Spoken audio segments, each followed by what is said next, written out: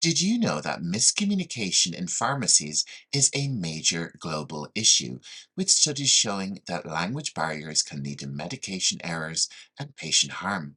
If you're a healthcare professional, mastering pharmacy English is essential to providing safe, effective care. Welcome to Learning English Pro, the channel for healthcare professionals like you to excel at medical English and advance your careers.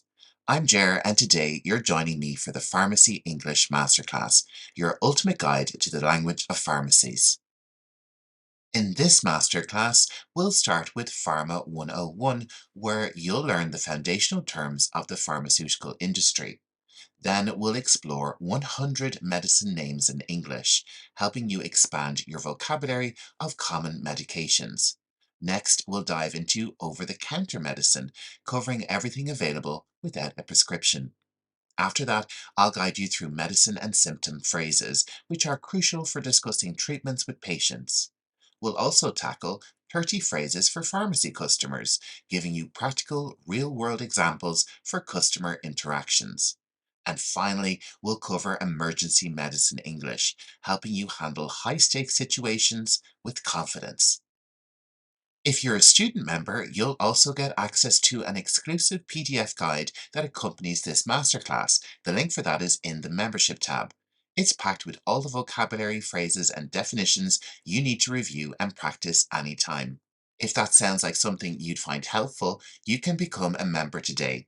Check the link in the description to join. Before we start our journey through pharmacy English, let's address a common question. What's the difference between pharmacy, chemist, and drugstore? Why are these terms so confusing for people learning English? Let's break it down. Pharmacy. This is the most widely recognized term globally and is used in both medical and formal settings. It refers to a place where medications are dispensed and advice is provided. Let's check out our example sentence. I picked up my antibiotics from the pharmacy yesterday. We also have the term chemist. This is commonly used in the UK, Ireland, Australia, and New Zealand. Chemist refers to both the place and the professional who dispenses medications. Our example sentence is, I need to pop into the chemist to grab some cold medicine. And we also have the term drugstore. This term is primarily used in the United States and Canada. The drugstore often refers to pharmacies that sell medications alongside other items like snacks, cosmetics, or toiletries. I stopped by the drugstore to pick up some painkillers and a bottle of water. Now that we've clarified those terms, let's get started with the first lesson in our masterclass, Pharma 101, where we'll dive into the foundational terms of the pharmaceutical industry. If you're new to this field, you're in the right place. We'll be exploring 15 essential terms with more detailed definitions to get you started. The pharmaceutical industry is a vast sector responsible for researching, developing, manufacturing, and distributing medications that improve human health and well-being. We also have the term pharma, which is a commonly used abbreviation of the word pharmaceutical. This term is often used informally to describe the entire pharmaceutical field and is frequently used in discussions and news related to the industry. Let's take a closer look at this word medication. A medication is a substance used for medical treatment, such as pills, capsules, or syrups. Medications can treat a wide range of conditions, from pain relief to chronic diseases.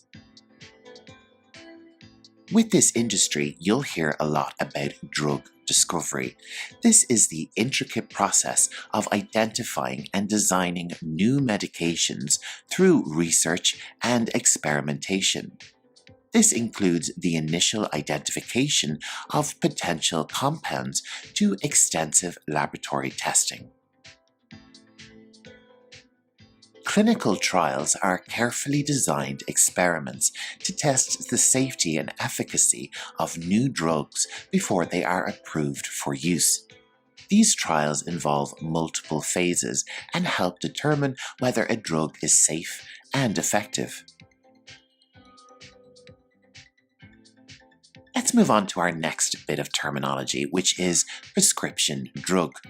A prescription drug is a medication that can only be obtained with a doctor's written order.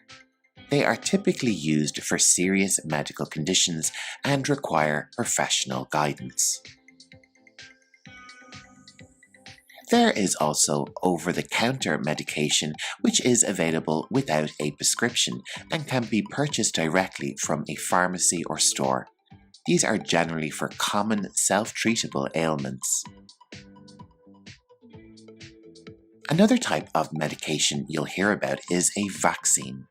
A vaccine is a substance that stimulates the immune system to protect against specific diseases. Vaccines have been instrumental in preventing and controlling infectious diseases like polio and measles. Drug regulatory authorities are responsible for ensuring the safety and effectiveness of drugs. They review and approve medications before they reach the market. And on screen for you, you can see a selection of these authorities from different English-speaking countries.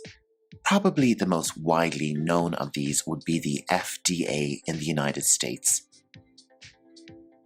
A pharmaceutical company is an organization that researches, develops, and manufactures medications. These companies range from small research-focused firms to large global corporations. A generic drug is a medication that is equivalent to a brand name drug, but is usually more affordable. They contain the same active ingredients and meet the same quality standards. The term biotechnology involves using living organisms and biological systems to develop new drugs and treatments. This field has led to the creation of therapies like biologic drugs. Clinical data refers to information gathered during clinical trials, helping to assess a drug's effectiveness. It includes data on patient demographics, safety, efficacy, and adverse reactions. Adverse reactions are more commonly known as side effects. These are unintended and often unwanted effects of a medication, which may happen in addition to its intended effects. Understanding potential side effects is crucial for safe medication use. A placebo is a substance with no therapeutic effect.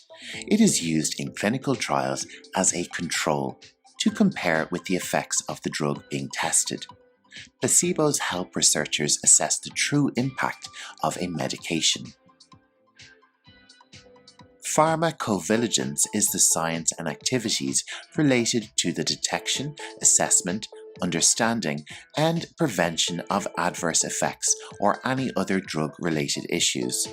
It plays a key role in ensuring medication safety, even after a drug is on the market.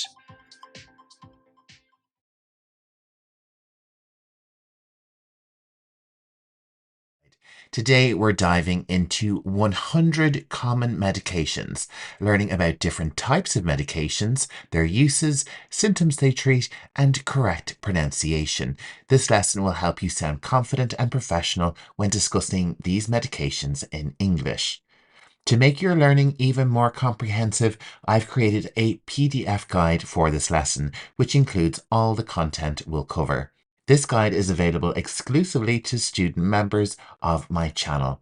Becoming a member gives you access to much more: the PDF guides, early video access, online games, quizzes, weekly flashcards, and additional resources on the way. It's a fantastic way to take your learning further and get even more value from each lesson. If you're interested in these extra tools and support, considering joining the student membership for the price of a cup of coffee. It's a great way to support the channel, deepen your English language skills, and stay connected with all the new content on the channel. Now let's get started with our lesson on 100 common medications. We will go through 20 different types of medication, starting with an explanation, followed by a list of example medications, and then some example English sentences. If you are looking for healthcare advice on medications or symptoms, then ask a healthcare professional like a doctor or a nurse. So if you're ready, let's get started. Our first medication type is anesthesia.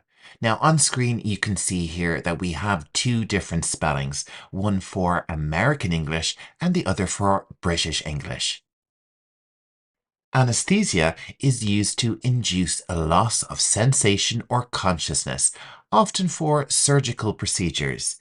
These medications may be general, affecting the entire body, or local, targeting a specific area. Anesthetics are essential in pain-free medical interventions. Different types of anesthesia include propofol. This is used for general anesthesia and is commonly known as the Michael Jackson drug. Lidocaine. This is a local anesthetic, often used in dental procedures.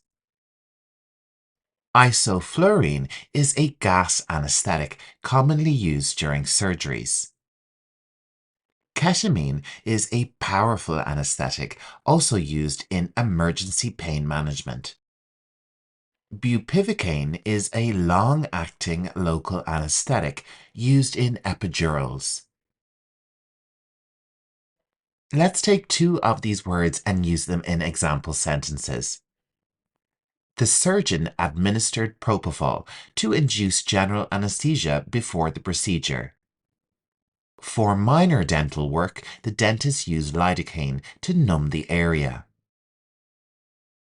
Our next category of medicine is painkillers, also called analgesics. These medications are ones that relieve pain. They range from mild, over-the-counter options to stronger prescription drugs. Painkillers are classified into non-opioid, opioid, and NSAIDs.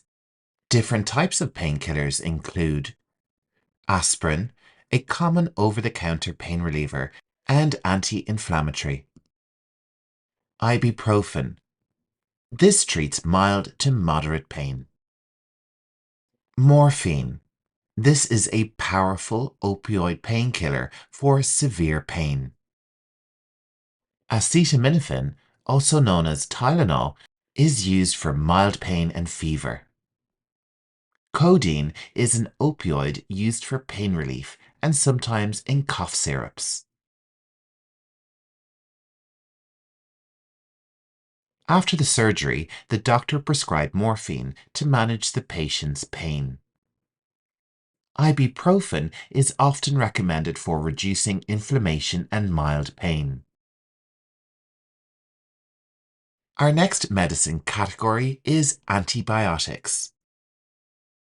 Antibiotics are medications that kill or inhibit the growth of bacteria, used to treat bacterial infections.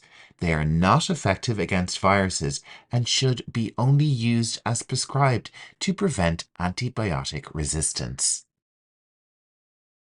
Amoxicillin is a widely used antibiotic for bacterial infections. Azithromycin treats respiratory and skin infections. Ciprofloxacin is an antibiotic often prescribed for urinary tract infections. Doxycycline is used to treat various infections, including acne. Penicillin, one of the oldest antibiotics, is still used for specific bacterial infections. Let's take a look at our example sentences. The patient was prescribed amoxicillin for a bacterial throat infection. For skin infections, doxycycline is a common and effective choice. Let's move on to antidepressants. These are medications used to treat depression, anxiety, and certain other mood disorders. They work by balancing chemicals in the brain to improve mood, sleep, and energy levels. Our first antidepressant is fluoxetine. This is commonly known as Prozac. It treats depression and anxiety. Sertraline, known as Zoloft, is used for depression, anxiety, and PTSD. Amitriptyline is an older antidepressant, which is also used for chronic pain. Escitalopram, also known as Lexapro, is used for depression and generalized anxiety disorder. Venlafaxine treats major depressive and anxiety disorders. Fluoxetine is often prescribed for patients experiencing chronic depression. Sertraline is commonly used to manage both depression and anxiety. Our next medication classification is antipsychotics. This type of medication is used to manage psychosis, including schizophrenia and bipolar disorder. They help reduce hallucinations, delusions, and other severe mental health symptoms.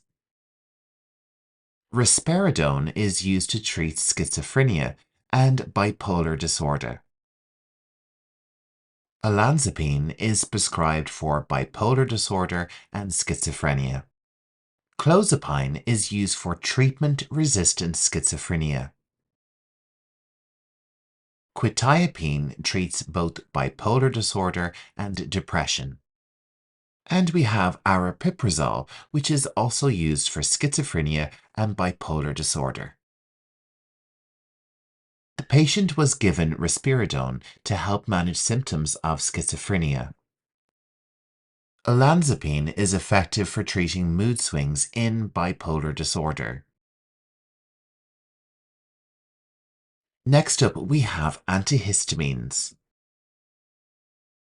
Antihistamines relieve allergy symptoms by blocking histamine, a substance in the body that causes allergic reactions.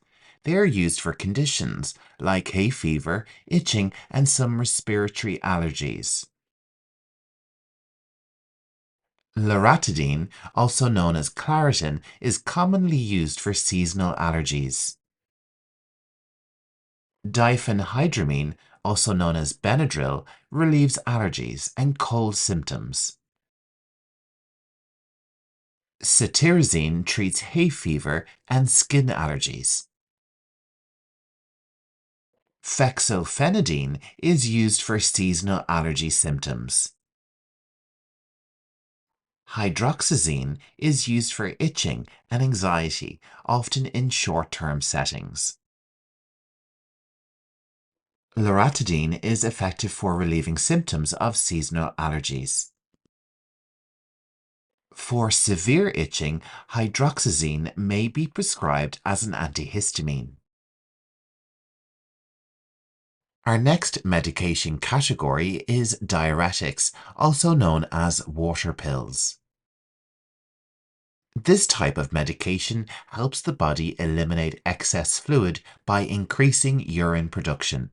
They're commonly prescribed for conditions like hypertension, heart failure, and kidney issues.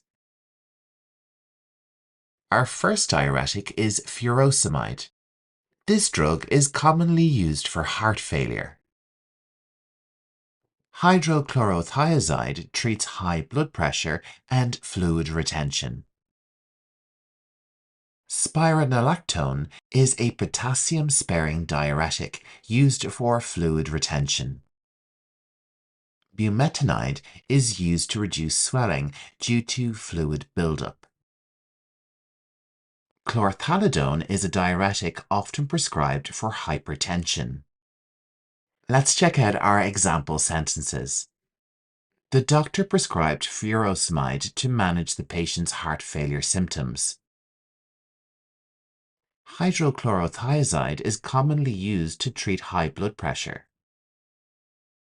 Our next medication category is anticoagulants. These are often referred to as blood thinners. Anticoagulants prevent blood clots, reducing the risk of stroke, heart attack, and other cardiovascular issues. They are vital for patients at high risk of blood clots.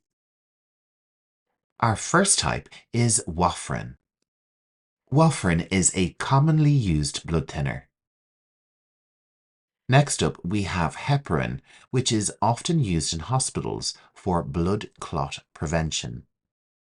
Dabigatran is an oral anticoagulant. Apixaban is used to reduce stroke risk. Rivaroxaban is a blood thinner for clot prevention.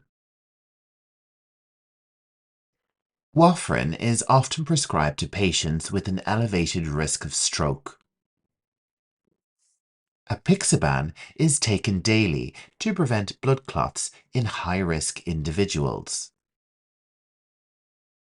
Let's move on to anti-inflammatory drugs, otherwise known as NSAIDs.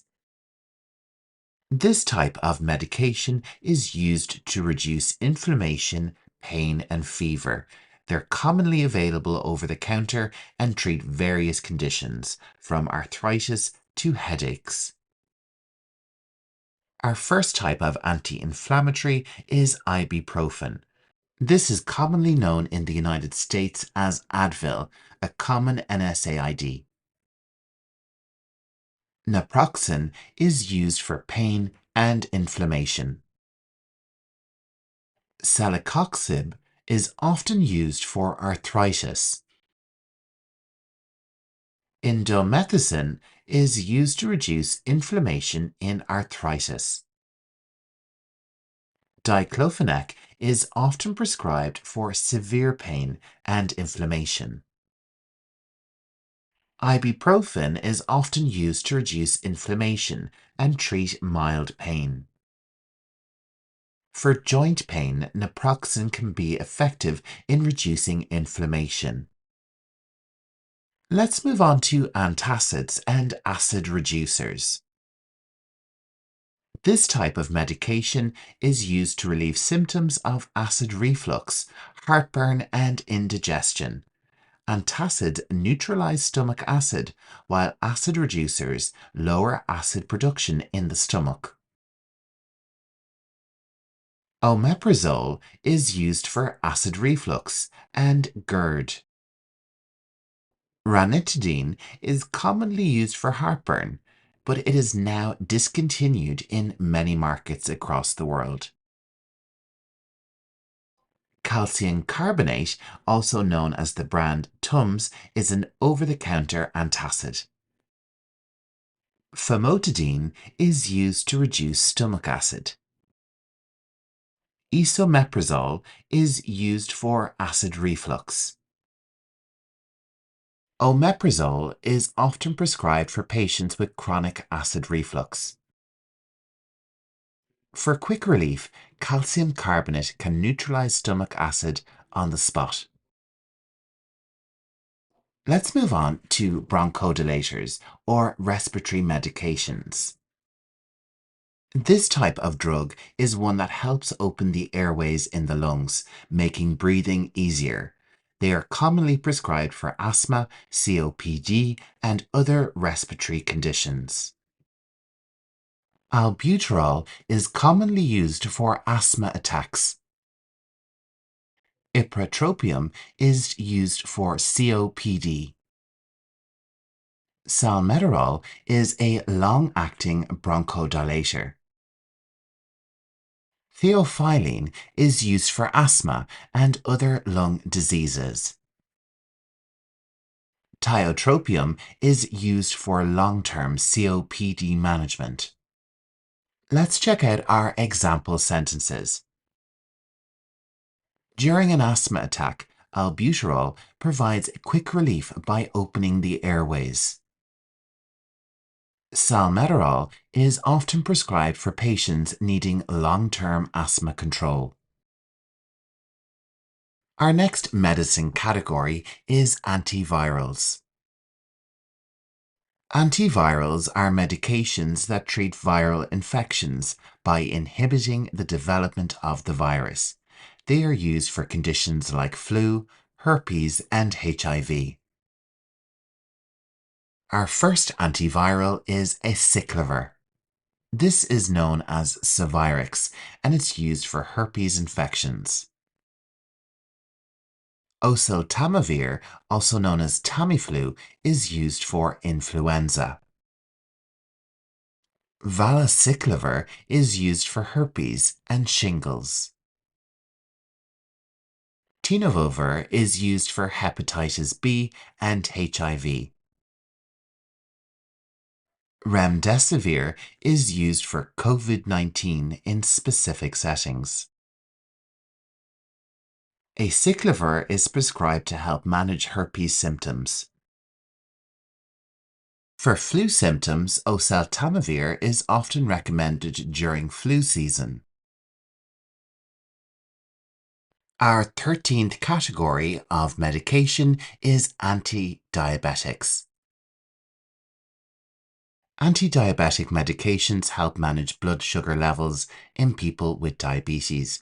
These include insulin and various oral medications.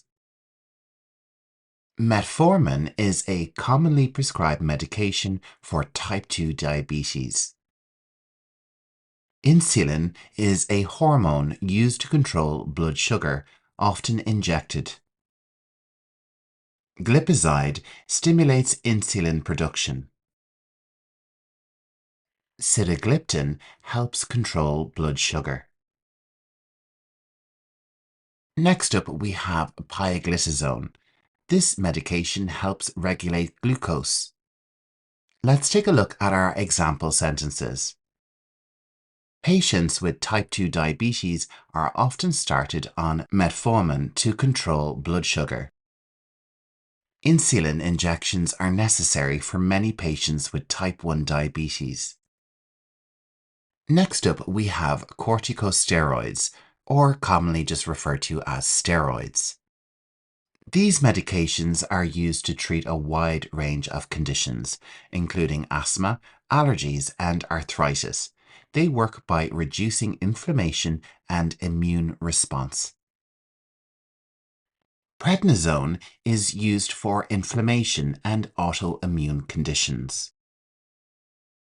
Hydrocortisone is available as a cream for rashes and inflammation. Dexamethasone is a powerful steroid used in severe inflammation cases. Methylprednisolone is used for severe allergies. And betamethasone is often used as a topical cream for skin conditions. Prednisone is commonly prescribed for patients with severe allergies. For joint inflammation, methylprednisolone can provide relief. Our next category of medication is laxatives and stool softeners. This type of medication helps relieve constipation by promoting bowel movements or softening stool, making it easier to pass. Psyllium, also known as Metamucil, is a fiber-based laxative. Next up, we have Docusate, which is a stool softener. Polyethylene glycol is used for constipation. There is also Senna, a herbal laxative available over the counter. Bisacodyl, also known as Ducalex, stimulates bowel movements. Let's check out our example sentences. First up, polyethylene glycol is recommended for chronic constipation. Docusate is a gentle option for softening stool without causing cramps. Our 16th category of medications is antihypertensives, also known as blood pressure medications. Antihypertensives are used to control high blood pressure, reducing the risk of heart attack, strokes, and kidney disease. Lisinopril is an ACE inhibitor used to lower blood pressure. Amlodipine is a calcium channel blocker. Losartan is an angiotensin II receptor blocker, or A or B. Metoprolol is a beta blocker also used for heart rate control. Hydrochlorothiazide is a diuretic also used to lower blood pressure. The doctor prescribed lisinopril to manage the patient's high blood pressure.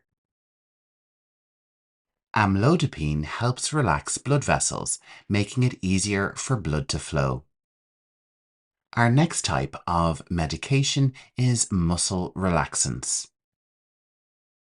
Muscle relaxants relieve muscle spasms and tightness, often prescribed for back pain, muscle injuries, and other painful conditions. First up, we have cyclobenzaprine. This is a common muscle relaxant. Methocarbamol is used for muscle pain. Baclofen is used for muscle spasticity in neurological conditions. Up next, we have tizanidine, which treats muscle tightness. Diazepam, also known as Valium, is used as a muscle relaxant and anti-anxiety medication. Cyclobenzaprine is commonly used for relief from muscle spasms. For chronic muscle tightness, tizanidine may be prescribed. Our 18th category of medication is anti-seizure medications or anticonvulsants. This type of medication prevents or reduces the frequency of seizures. They are essential in the treatment of epilepsy and may be used for mood stabilization or neuropathic pain. Phenytoin is commonly used for epilepsy. Carbamazepine treats seizures and nerve pain. Valproate treats seizures and is also used for bipolar disorder. Up next, we have levetiracetam. This is a newer anti-seizure drug. Gabapentin is used for nerve pain and seizures. Let's check out our example sentences. Phenytoin is prescribed to control seizure activity in epilepsy. For neuropathic pain, gabapentin is commonly used as an off-label treatment. Our penultimate category is for antiemetics, also known as nausea relief. These types of medications are used to prevent or relieve nausea and vomiting, commonly prescribed for patients undergoing chemotherapy, surgery, or those with severe motion sickness. Ondansetron is a medication widely used to prevent nausea. Metoclopramide treats nausea and aids digestion. Prochlorperazine is used for severe nausea. Promethazine treats nausea and motion sickness. Scopolamine is a patch or tablet often used for motion sickness. Patients receiving chemotherapy are often prescribed ondansetron to manage nausea. Promethazine is a go-to medication for preventing motion sickness on long journeys. Our final category of medication is immunosuppressants. Immunosuppressants are medications that suppress the immune system, commonly used for patients with autoimmune diseases or those who have undergone organ transplants to prevent rejection. Cyclosporine is often used to prevent organ transplant rejection. Methotrexate is used for autoimmune conditions like rheumatoid arthritis. Azathioprine is used for lupus and Crohn's disease. Tacrolimus is often used for kidney and liver transplant patients. Mycophenolate is an immunosuppressant used after organ transplants. Cyclosporine is essential for patients who have undergone organ transplants. For managing autoimmune conditions, methotrexate can be an effective treatment. And there we have it. Thank you for joining me for this lesson on 100 common medications in English. I hope you found it useful in building your confidence with medical English. Remember, the key to mastering this vocabulary is practice and repetition, so feel free to revisit this lesson as often as you need. For those of you looking to take your learning even further, don't forget that the student membership on Learning English Pro offers an exclusive PDF guide for this lesson, along with early access to videos, interactive quizzes, online games, weekly flashcards, and so much more to support your progress. It's a valuable resource packed with tools to enhance your skills, and all for the price of a cup of coffee once a month.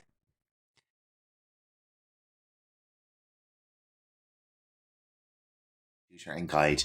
Today we're delving into the world of over-the-counter medications, those readily available without a prescription. By the end of this video, you'll be bursting with lots of new English vocabulary. We are going to explore 12 popular medications you can buy over the counter. We're going to learn their pronunciation along with related symptoms, plus lots and lots of synonyms. Also, for every medication type, I will give you 2 phrases and questions for the pharmacy to really help contextualize the terms and boost your conversational skills. Let's dive into the world of self-care and medicine. And first, let's break down the term over-the-counter. This term refers to medications or products that are available for purchase without requiring a prescription from a healthcare professional. These products are typically deemed safe for use without direct supervision by a doctor and are accessible to consumers directly from pharmacies, drugstores, or other retail outlets. Let's move on to our medication types. An analgesic can also be known as a pain reliever and can help with lots of different types of pain, like a headache, toothache, dental pain, or even a backache. Another term for analgesic could be painkiller. Common examples of an analgesic include acetaminophen and ibuprofen. Let's take a look at our example sentences. Hi, I have a headache. Can you recommend an analgesic and advise on dosage? The term dosage or dose relates to the quantity of medicine you need to take for your condition, and this information will also tell you how many times a day you need to take it. Let's move on to our next example sentence. I have some dental pain. Could I get some aspirin, please? Aspirin is a common drug for relieving minor aches, pains, and fevers. People also use it as an anti-inflammatory or a blood thinner.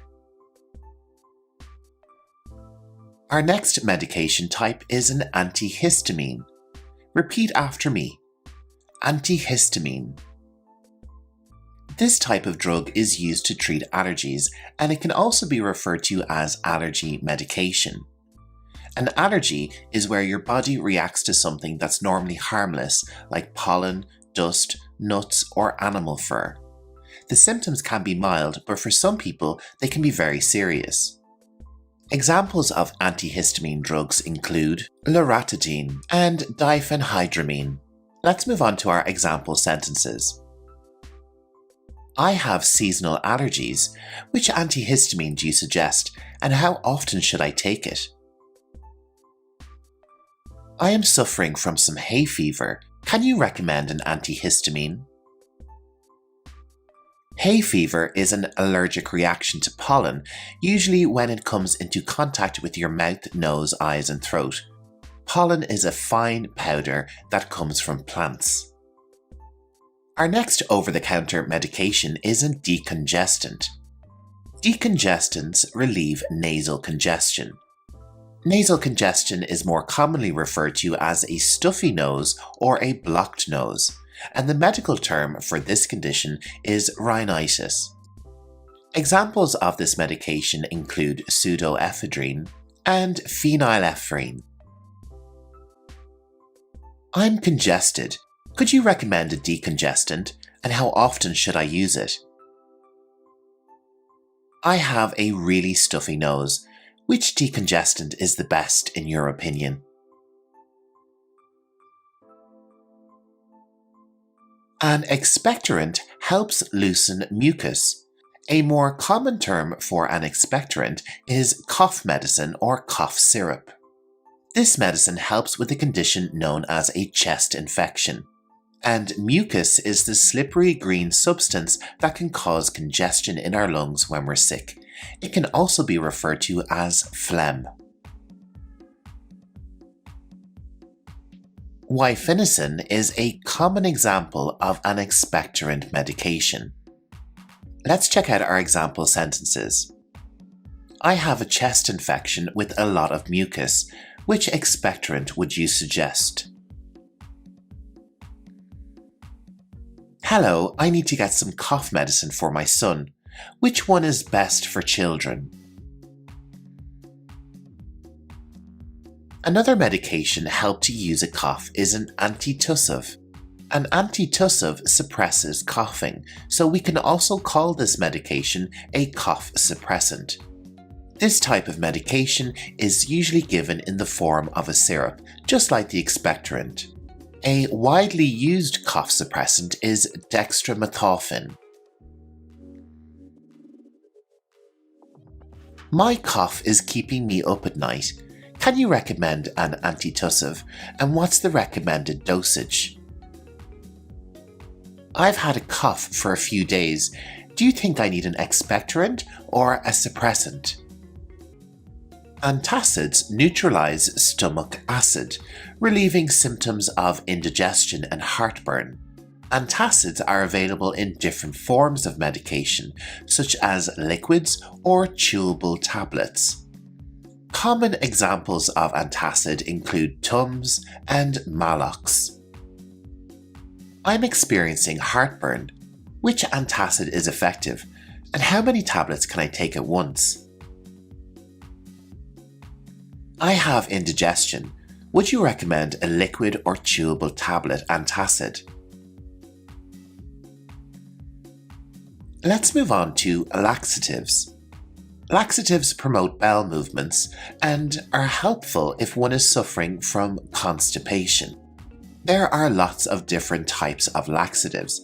Common types include stimulants and bulk-forming laxatives. I'm constipated and need a laxative. How long does it usually take to work? Hi, my elderly mother is having trouble with her bowel movements. Is there a laxative you could suggest for an older person? On the opposite side of the scale, we have an antidiarrheal. Antidiarrheals control diarrhea. With the word diarrhea, we have different spellings in American and British English. Diarrhea is when your stools are loose and watery. You may also need to go to the bathroom more often. And for this condition, loperamide is a commonly used antidiarrheal. I have an upset stomach and diarrhea. Can you recommend an antidiarrheal, and how often should I take it? I have had diarrhea for a few days. Can you suggest an antidiarrheal that is fast-working and effective? Let's move on to topical analgesic. Topical analgesics relieve pain on the skin or muscles.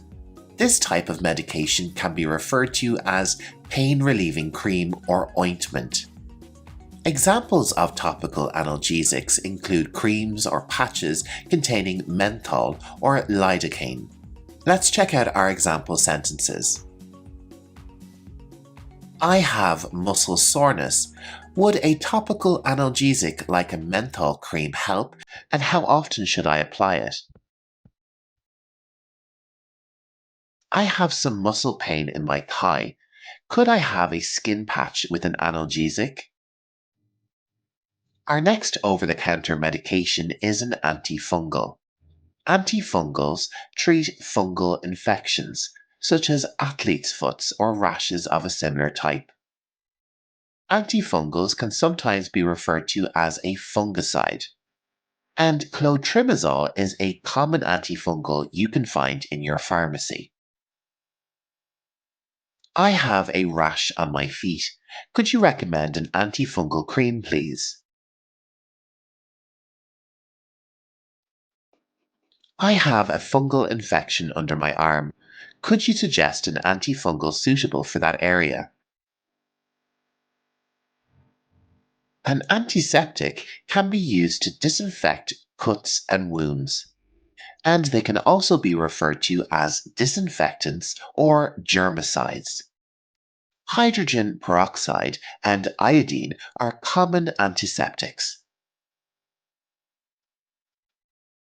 I cut myself. Is an antiseptic like hydrogen peroxide suitable, and how should I use it on the wound? I burnt myself last night on the stove. Could you suggest a mild antiseptic? Our 12th and final medication type is motion sickness medication. These medications help prevent and relieve motion sickness.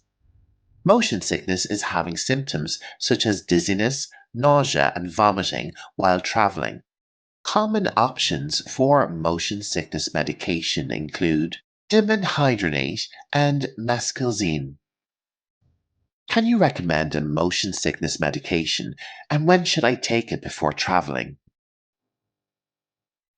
I get very sick when I'm a passenger in the car. Which medication is best for motion sickness? And that wraps up our exploration of English vocabulary relating to over-the-counter medications. All the terms.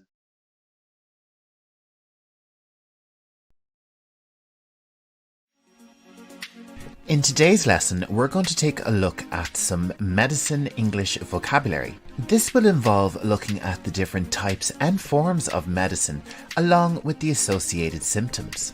Let's take a look at our lesson plan. You'll learn lots of important vocabulary, along with perfect pronunciation and lots of context and information, so you'll really get to know the vocabulary very well.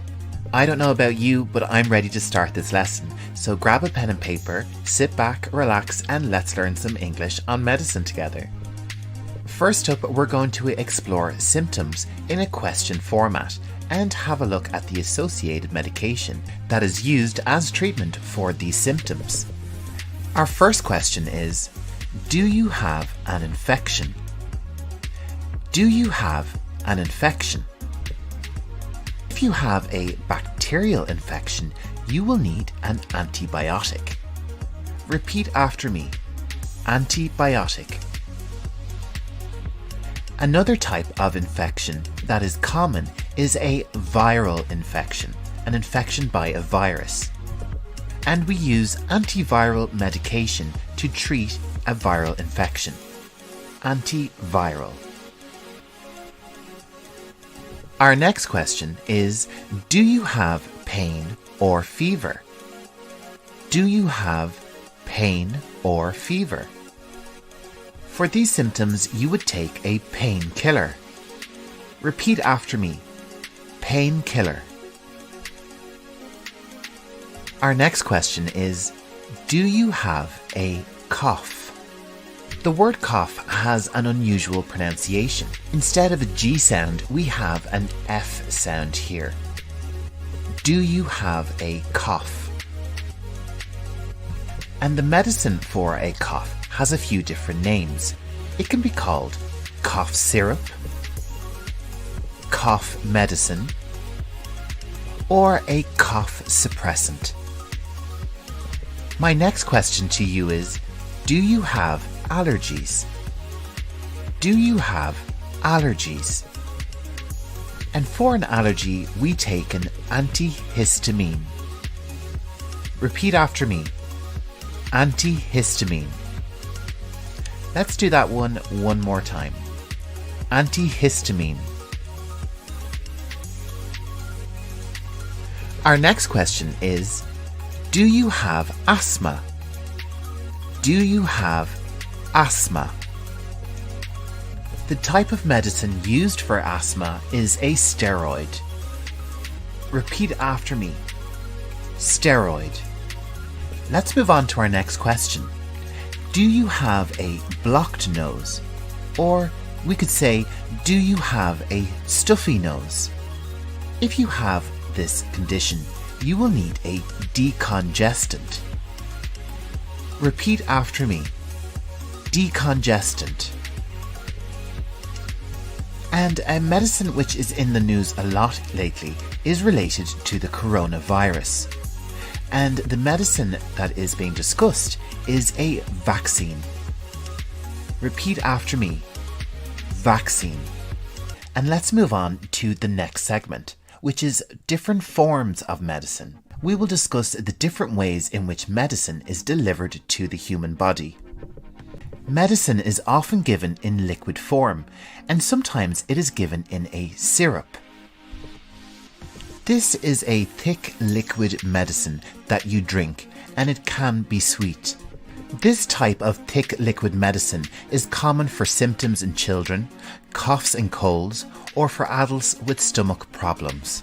Sometimes liquid medicine needs to be given directly into the body, like into the bloodstream or into muscle.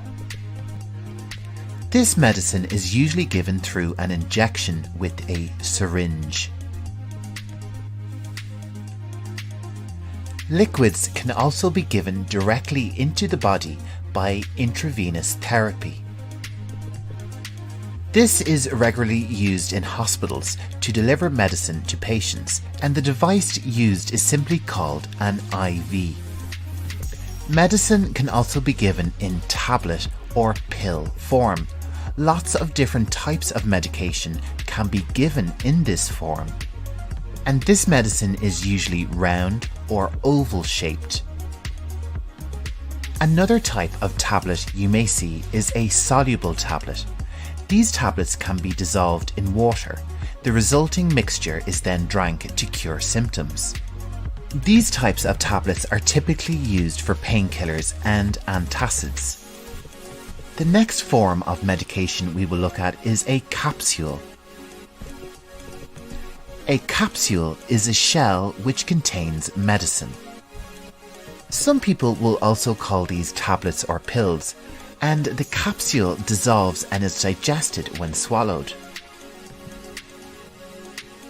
The next type of medicine we will look at is a lozenge.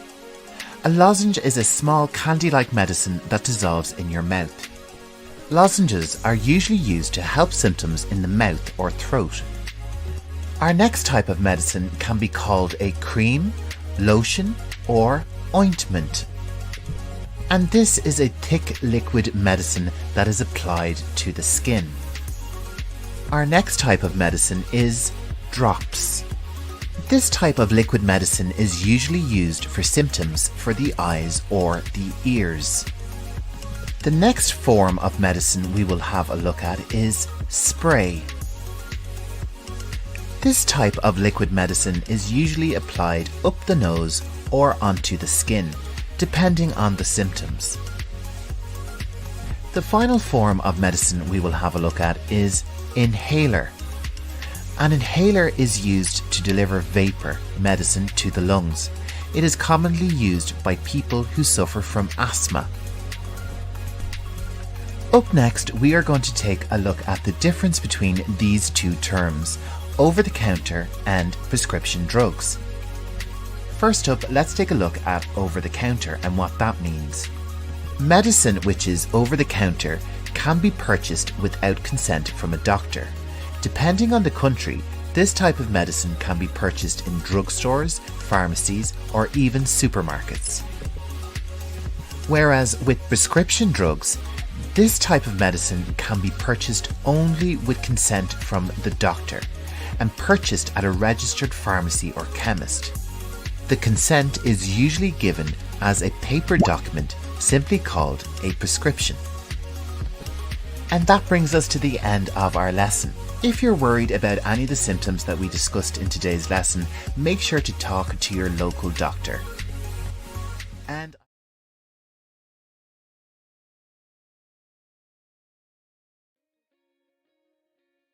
hello and welcome back to Learning English Pro. In this English lesson, you will learn phrases for the pharmacy. This lesson is broken down into 5 different categories, so you'll definitely learn lots of useful English. So let's get started, and our first category is prescription medication. Can I have my prescription filled here? Can I have my prescription filled here?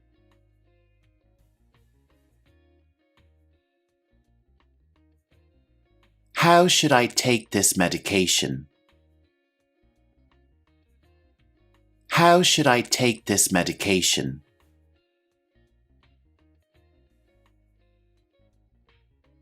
What are the side effects of this drug? What are the side effects of this drug?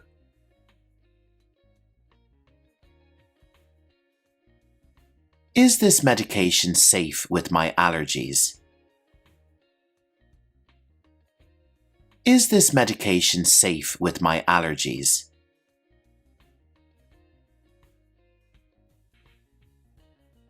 Can I get a refill on this prescription? Can I get a refill on this prescription?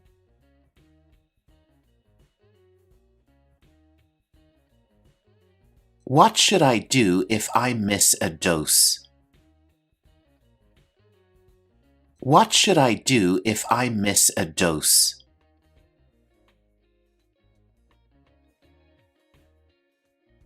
In our next category, we will ask questions about over-the-counter medication. What is a good remedy for a headache? What is a good remedy for a headache?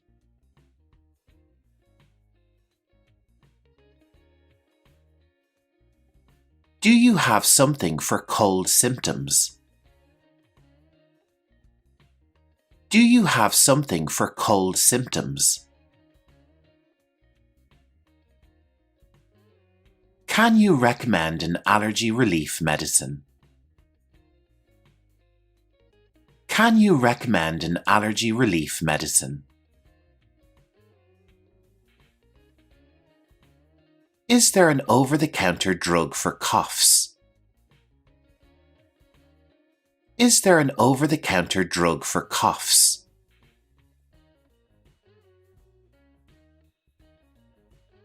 What should I take for stomach pain? What should I take for stomach pain? Do you have any natural supplements? Do you have any natural supplements?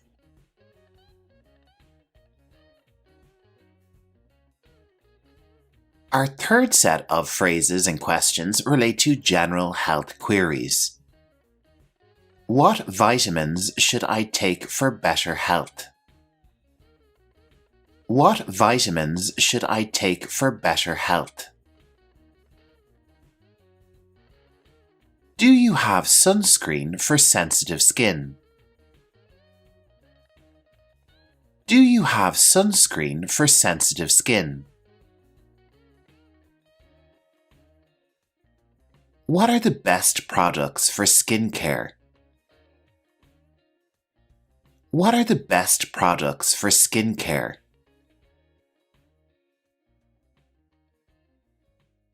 Can you suggest a good pain reliever?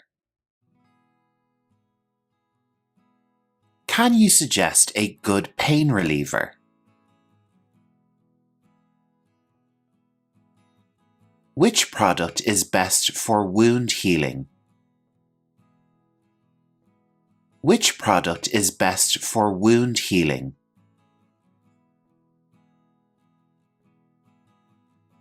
How do I check my blood pressure? How do I check my blood pressure?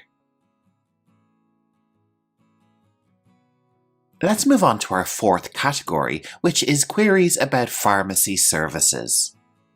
Do you offer flu shots here? Do you offer flu shots here? Can I schedule a health checkup? Can I schedule a health checkup?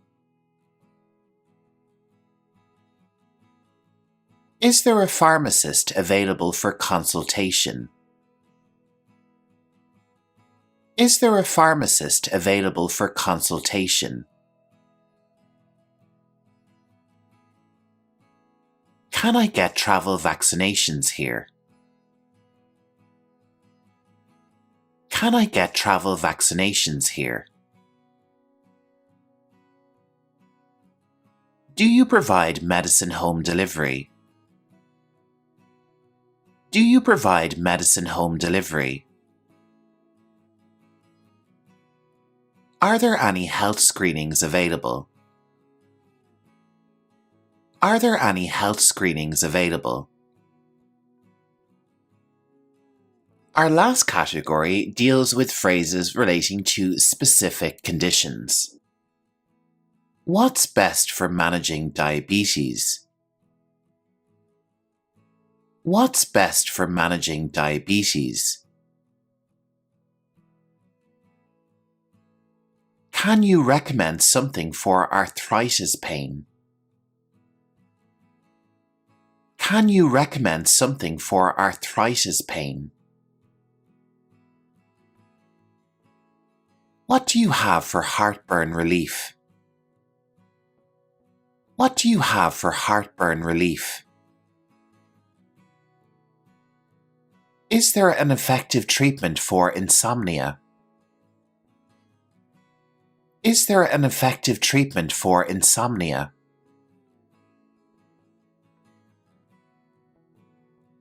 What options are there for high blood pressure? What options are there for high blood pressure?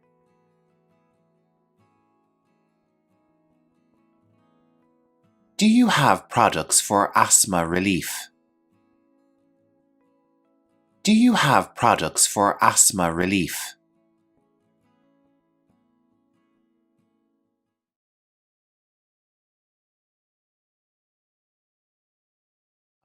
Today we're delving into the dynamic field of emergency medicine.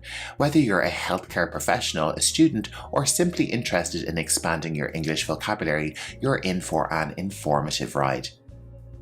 So if you're ready, let's begin our English lesson, and we're going to start with the topic of today's lesson, emergency medicine. This is a medical speciality focused on the prompt assessment, diagnosis, and treatment of acute illnesses and injuries. Emergency physicians work in emergency departments to provide immediate care and stabilize patients in critical conditions. Our next term is triage. Repeat after me. Triage. Triage is the process of quickly assessing and prioritizing patients based on the severity of their condition. It ensures that those with the most urgent needs receive immediate attention. Triage. Trauma refers to physical injuries resulting from accidents, falls, or violence. Emergency medicine often deals with trauma cases that require rapid intervention. Repeat after me. Trauma. Resuscitation involves efforts to revive or restore normal bodily functions in a patient experiencing cardiac arrest, respiratory failure, or other life-threatening emergencies. Resuscitation. Related to the term resuscitation, we have defibrillation. This is the delivery of an electric shock to the heart to restore its normal rhythm. Automated external defibrillators, or AEDs, are commonly used in emergency situations. Defibrillation.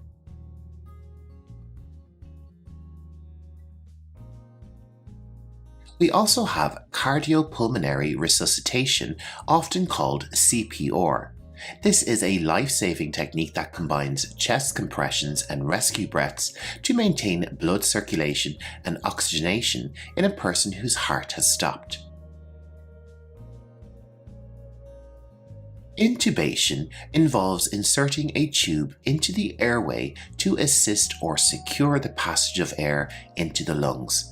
It is often performed in cases of respiratory distress. Repeat after me. Intubation.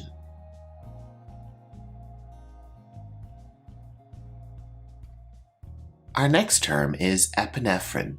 Repeat after me. Epinephrine. This can also be known as adrenaline. It is a hormone and medication used in emergency situations to treat severe allergic reactions, also known as anaphylaxis, and cardiac arrest. Let's try it one more time. Epinephrine. Intravenous therapy, or IV therapy for short, involves giving fluids, medications, or blood products directly into a patient's veins, ensuring rapid absorption in emergency situations. So we have intravenous therapy, or the abbreviation is IV therapy. In the context of emergency medicine, shock is a life-threatening condition where insufficient blood flow to vital organs leads to cellular and organ dysfunction.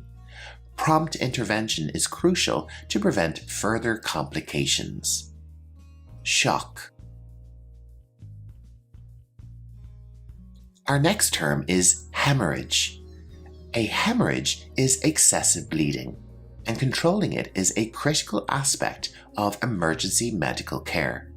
Techniques like direct pressure and tourniquets may be used. Repeat after me. Hemorrhage. A fracture is a break or crack in a bone. Emergency medicine addresses fractures with assessments, immobilization, and referral to specialized care. Fracture.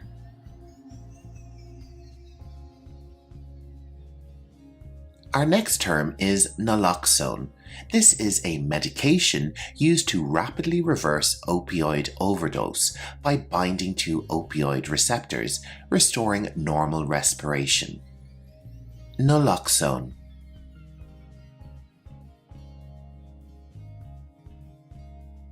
Let's move on to seizure. A seizure is a sudden, uncontrolled electrical disturbance in the brain. A seizure can sometimes be referred to as a fit.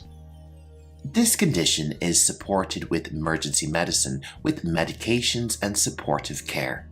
Seizure.